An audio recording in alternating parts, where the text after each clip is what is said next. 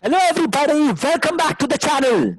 And today in this video, we are going to study about the meaning and the roots of quadratic equation. If you haven't watched the part 1 students, I want you to follow this religiously part by part. Go back to part 1 and come back to this video. Also students, if you have not subscribed the channel, make sure you subscribe it so that you get the videos fast. Also, to keep me motivated and make sure that many students actually benefit out of these videos, because of lockdown there are many who are not able to study. So make sure that if you can help me by what do you say, sharing this channel in different social media platforms, say Instagram, say uh, WhatsApp or Facebook, and help me increase the viewers, it would be of great help. So without wasting any time, part 2 of quadratic equation, let us learn about the meaning and identification of roots. Now roots, now let us understand what does root mean. In quadratic equation, the solution of a quadratic equation is also called as root. So don't worry about it. It's a very simple concept. Now when I talk about solution, solution means answer. Now we haven't studied how to find a solution to a quadratic equation. To understand one property about solution, students, let me take a linear equation with one variable, which is very easy to solve. Now we all know how to solve this, so quickly I will solve this equation. Plus 7 moves to the right hand side, it becomes minus 7, that is subtracting 7 on both sides. 9 minus 7 becomes 2. So I can say that y equal to 2 is the solution of this equation, or an answer to this equation. The better word is solution. Now students, y equal to 2, the solution is also called as root in if it is a quadratic equation. Now what is a property about this equation? If y equal to 2 is the solution, we need to remember that if this is the solution, it will satisfy this equation. Remember this, any value which is the solution will always satisfy the equation. A solution will always satisfy the equation. Now I am telling you a solution will always satisfy the equation. Now what do you mean by solution of an equation? What do you mean by satisfying the equation? Let us understand. So when I say it satisfies the equation, that means if I substitute this y equal to 2 in the left hand side of this equation, it will be equal to the right hand side always. So let us understand the left hand side and try to justify my statement. Y plus 7 is the left hand side.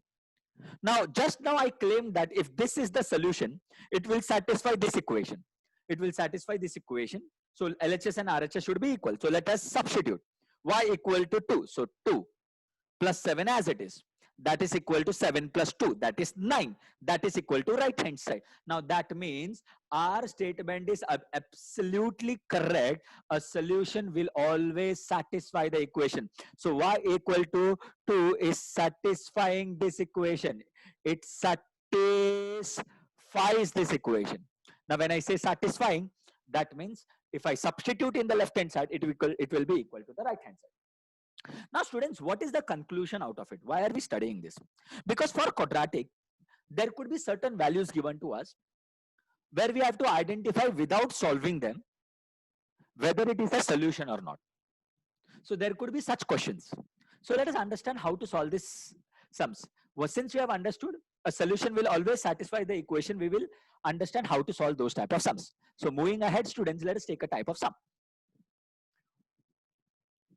In each of the following equations, determine whether the value given against each of the quadratic equation are the solution or the roots or not. So basically, if you see what is happening here is they have given us an equation x square plus 4x minus 5. Now the equation that we have is x square plus 4x minus 5. Now this is the equation that we have, right? Now there are two values given to us, that is x equal to 1 and x equal to minus 1. Now we need to find out whether these values are solution or not. Now students, how do I find out whether these solutions or not? Just now we studied, for any value to be a solution, it has to satisfy the equation. So basically, if x equal to 1 and x equal to minus 1 satisfies the equation, it will be the solution. Now how do we know whether it satisfies or not? Simple, substitute. If LHS and RHS are equal, then it is the solution. Now students, here we have two values, x equal to 1 and x equal to minus 1. Can we substitute both the values together? Obviously not. So we'll substitute one value at a time and try to find out whether it is the solution or not. So initially, let us try with x equal to 1. So first we'll write the equation again in the solution. Then we'll write a statement, x equal to 1.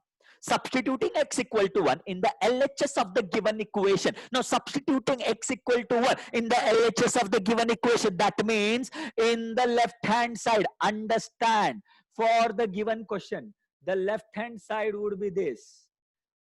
That is x square minus 4x minus 5. Now this is the left hand side. I'm sorry for my drawing, it isn't the best of the quality. So in the left hand side, student, wherever there is x, I will write 1. In the place of x, I will write 1. Basically, jahan pe x hai, we will write 1. So x square will become 1 square. Plus 4 into x will become 4 into 1. Minus 5, that's it, equal to 0. That is the part of the right hand side. So we are just substituting in the left hand side and trying to find out whether it is equal to 0 or not. Now 1 square will be 1. 4 into 1 is usually 1. That is what mistake people make. 4 into 1 is 4. And that is minus 5 as it is. Now we can do you can use all your basic mathematics skills here and try to solve it. 4 plus 1 is 5 and 5 minus 5 is 0. And guess what? Good news, that is equal to RHS. That means the equation is satisfied. And the best part we know is if LHS equal to RHS, the equation is satisfied. And if the equation is satisfied, then the value, that is x equal to 1, that is 1, is the root of the given quadratic equation. And let me put it in a beautiful looking box. So as simple as that. Pick up a value, substitute. If it is equal to RHS, it is the solution. If it is not equal to RHS, it is not the solution. Now let us check with minus 1. Now students, there would be one question. Sir, I got x equal to 1 as the solution. So should I even check with minus 1? For your knowledge, quadratic always has two solutions. 2 or less than that. Number of solutions to an equation always depends on the degree of equation. Now remember this small minute things, students. It will help you to solve when we are solving complicated things. Remember this and make a note of this. The number of solutions to an equation always depends on the degree of the equation. Since the degree is 2, it will always have two solutions. Simple. Now let us check with x equal to minus 1. So substituting x equal to minus 1 in the LHS of the given quadratic equation. That means in the left hand side as marked, wherever there is x, we will write minus 1. In the place of x, we will write minus 1. X square will become minus 1 square. Plus 4x become plus 4 into minus 1 minus 5. Let us simplify. Now students, the square is always a positive, so we can ignore this minus sign because minus into minus becomes plus. 1 square is 1, so we'll write 1. Now here, plus into minus becomes minus and 4 into 1 is 4 and minus 5 as it is. Now let us try to simplify it. Now students, carefully, 1 minus 4 is minus 3. Minus 3 minus 5 is minus 8. Is it equal to RHS? Oh, it's not equal to RHS. That means the equation is not satisfied. And if the equation is not satisfied, then you, minus 1, you are not the root of the given quadratic equation. Remember, if you have to be the root, you will have to satisfy the equation. So it's very simple. If it satisfies the equation, it is the root. If it doesn't satisfy the equation, it is not the root. So it's a very simple type of sum. Now let us take one more sum of the same type so that we can understand. In fact, students, the question is right in front of you. I want you to basically pause the video, try substituting it. Try. You might make calculation errors which can be corrected with time, with practice. You just pause the video, solve the sum and check your answers coming back to the video. Meanwhile, I'll explain. So let us substitute. First, the equation is 2m square minus 5m equal to 0. We'll substitute m is equal to 2 in the LHS of the given equation. So wherever there is m, we will write 2. In the place of m, we will write 2. LHS 2m square minus 5m. So 2m square will become 2 into 2 square minus 5 into m will become 5 into 2. Let us simplify. 2 as it is. 2 square is 4 minus 5 2s are 10. Now 4 2s are 2 4s are 8 minus 10. Now 8 minus 10 is minus 2. So it's so bad that is not equal to RHS. And if it is not equal to RHS, that means it doesn't satisfy the equation. And if it doesn't satisfy the equation, so 2 is not the root of the given quadratic equation. So let us put it in a beautiful looking box. Now we have checked for 2. Now we'll have to check for 5 upon 2 as well. So substituting x is equal m equal to 5 upon 2 in the LHS of the given equation. That means in the left hand side, wherever there is m, we will write 5 upon 2. In the place of m, we will write 5 upon 2. So 2m square will become 2 into 5 upon 2, the whole square. Minus 5m will become minus 5 into 5 upon 2. Let us simplify. Now students, please, I beg you, don't, your favorite step usually is cancelling. People start cancelling 2, 2. No. Now because of this power 2, cancellation is not possible. First we'll have to simplify using the power and then maybe cancel whatever gets cancelled. So 2 as it is. 5 square happens to be 25. 2 square happens to be 4. 5 into 5 is 25 upon 2. Since it is multiplication, we multiply numerator to the numerator and denominator has 5 upon nothing means 1. 1 into 2 is 2. Now let us cancel. 2 1s are 2 2s are. So what remains is 25 upon 2 minus 25 upon 2. Now if you understand, you can directly write 0. I'm trying to make it more simple. Now since we have common base, we can subtract the numerators. 25 minus 25 is 0. 0 upon 2 is 0. You can directly write 0. So the good news is the equation is satisfied because it is equal to RHS. So we write thus the equation is satisfied. And if the equation is satisfied, so 5 upon 2 is the root of the given quadratic equation, and we'll put it in a beautiful looking box. So a very simple type of sum that we covered in this video. There is one more sum where based on root only, the question can be twisted. So I've taken a different sum where we have to complete the table. So the question says, one of the root of the equation 5m square plus 2m plus k is minus 7 upon 5. Then find the value of k. Now students, there is something wrong here. If you haven't noticed, I will tell you. The question here should be, it cannot be 7 here. It has to be, okay, give me a second. It has to be k. And it has to be equal to 0. Because the question, if you see carefully, it says 5m square plus 2m plus k equal to 0. So there was a mistake in the question. I just corrected it. So excuse me for that. So we have to fill this thing. Now imagine we do not have to fill this in. First we'll try to solve the question. Okay. First we'll take up the question and we'll try to solve it. Okay. Now if you really see the question, it says 5m square plus 2m plus k equal to 0. One of the root is minus 7 upon 5. Then find the value of k. Now the best part is, students, if minus 7 upon 5 is the root. Now here the difference between this question and the previous question is, in the previous question we had to check whether it is the root or not, and in this question it is given that it is the root. Now if it is given that it is the root, that means it will always satisfy the equation. That means LHS and RHS will be equal. I do not have to check. Now using this property, I'm going to find the value of k, and then maybe I will fill the table. Now the equation is 5m square plus 2m plus k equal to 0. Now it is clearly given that minus 7 upon 5 is the solution. So I can directly substitute it in the entire equation because I know it will satisfy the equation. So in the entire equation, wherever there is m, I will write minus 7 upon 5. A small correction once again.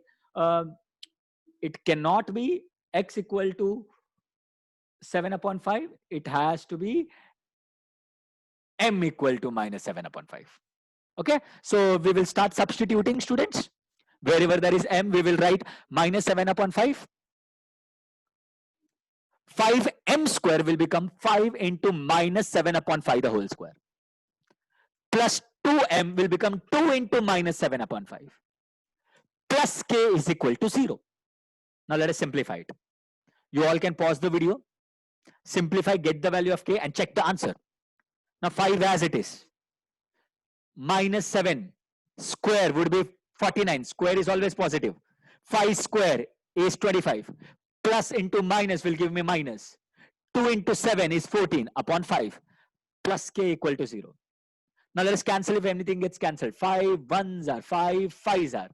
So what remains is 49 upon 5 minus 14 upon 5 plus k equal to 0. Now students, there are many students who solve it by multiplying through by 5 or taking many things. But I think the easiest way to do here will be, if you observe both the fractions have common denominator, that is 5. So I can subtract the numerator. So I can say it is 49 minus 14 upon 5 plus k equal to 0. Now if I subtract 49 minus 14, I get 35 upon 5 plus k equal to 0. And the best part is now it is reducible.